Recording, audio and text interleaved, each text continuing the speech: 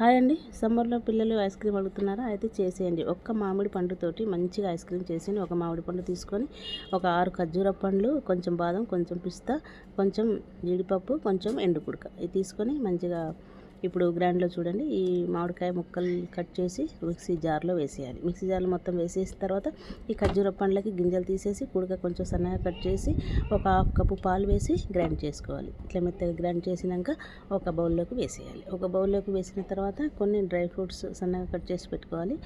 Dry fruits వేసేసి మంచిగా కలిపేసి ఒకసారి స్పూన్తో ఇట్లా కలిపేసి మంచిగా స్ప్రెడ్ చేసేసి పైన కొన్ని డ్రై ఫ్రూట్స్ చల్లేసి ఒక 2 గంటలు 3 గంటలు ఇట్లా ఫ్రిడ్జ్లో పెట్టేయాలి. ఫ్రిడ్జ్లో పెట్టిన తర్వాత తీసేసి చూడండి స్పూన్ తోటి వేస్తున్నాను నేను. ఎంత చక్కగా అయిందో ఐస్ క్రీమ్. మంచి హెల్దీ ఐస్ క్రీమ్.